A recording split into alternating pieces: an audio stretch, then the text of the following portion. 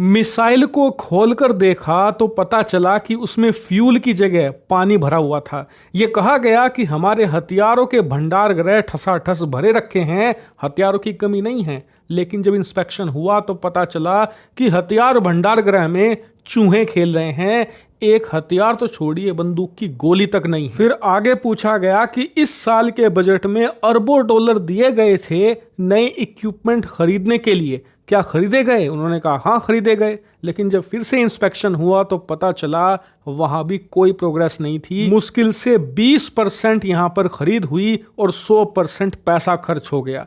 यह कहानी है चीन की सेना की, और ये मैं नहीं बयां कर रहा, खुद चीन की मीडिया और उनका राष्ट्रपति शी जिनपिंग बयां कर रहा है। जी हां, चीन के राष्ट्रपति शी जिनपिंग ने अपनी सेना को आदेश दिया है कि तुरंत इंट्रोस्पेक्ट करो, यानी कि खुद अपना मूल्यांकन कर लो, तुम कितने ज्यादा नीचे जा चुके हो। क्योंकि भ्रष्टाचार आज की तारीख में चीनी सेना में उस लेवल पर जा चुका है जितना इतिहास में जो एंशियंट सेनाएं हुआ करती थी, यानी कि पुरातन काल में, उन्हें भी पार कर गया है। आज तक कोई सेना इतनी भ्रष्ट नहीं थी जहां पर चीन जा चुका है। जैसा कि आप स्क्रीन पर देख सकते हैं, पिछले कुछ महीनों में चीन के राष्ट्रपति शी जिनपिंग का, जिन्हें राइट हैंड कहा जाता था, सबसे विश्वस्त, अब वो सलाखों के पीछे हैं।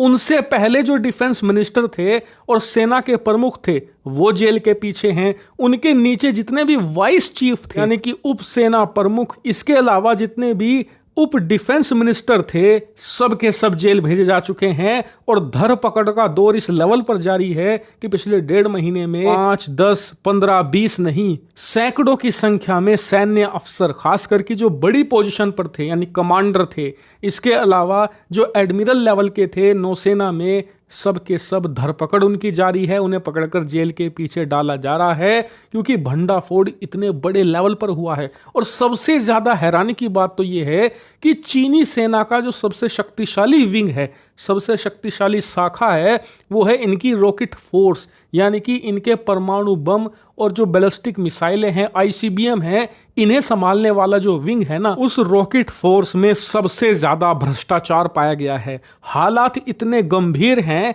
कि सेना की कई जो शक्तिशाली मिसाइलें हैं जिनको लेकर चीन दम भरता है कि वो पूरी दुनिया पर अटैक कर सकती हैं, उन मिसाइलों के अंदर फ्यूल, यानी कि जो मिसाइलों को उड़ाकर ले जाती है, चलाती है, उसकी जगह पानी भरा हुआ था। क्योंकि चीन के जनरल को यह अंदेशा था कि सेना कहां इनका इस्तेमाल करने वाली है, या तो ऐसे ही भंडार गृह में पड़े रहेंगे। इसीलिए इन मिसाइलों में करोड़ों रुपए का फ्यूल डालने का क्या मतलब?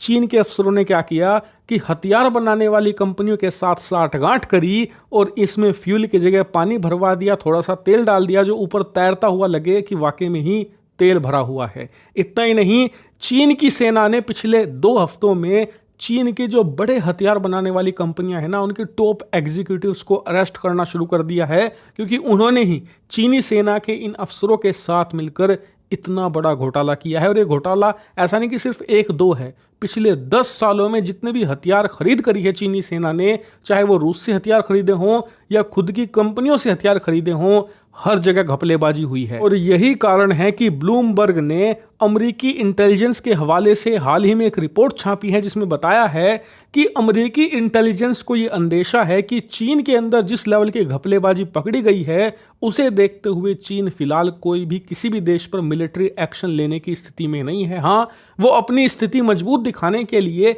किसी देश के खिलाफ एग्रेशन करेगा, यानी कि कभी लड़ाकू विमान ताइवान पर भेज देगा, भारतीय सीमा पर और सैनिक तैनात कर देगा, लेकिन वो अटैक करने की स्थिति में नहीं है।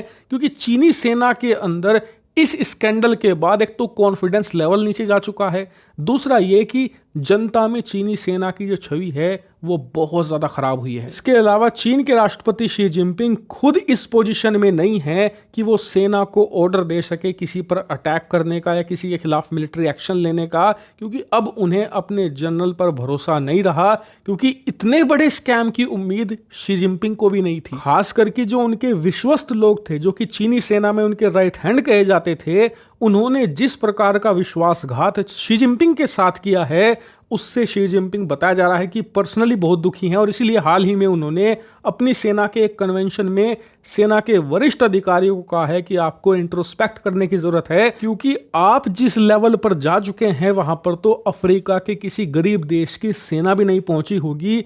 आप सभी ने हदें पार की हैं और बताया जा रहा है कि शी जिनपिंग ने अपनी सेना के खिलाफ एक मजबूत इंक्वायरी गठित करी है जो कि सेना के पिछले 20 सालों की खरीद फरोख्त की डिटेल में जांच करेगी और जो भी पकड़ा जाएगा उसे सीधा एग्जीक्यूट किया जाएगा या फिर जेल में हमेशा हमेशा के लिए उसे रहना होगा। ऐसे आपको बता दूं कि इस मामले पर बहुत बड़ी खबरें आने वाली हैं आने वाले 1-2 हफ्ते में, इसीलिए आप चैनल को सब्सक्राइब कर लेना क्योंकि इस स्कैंडल से जुड़ी हुई हर खबर आपको यहीं मिलेगी।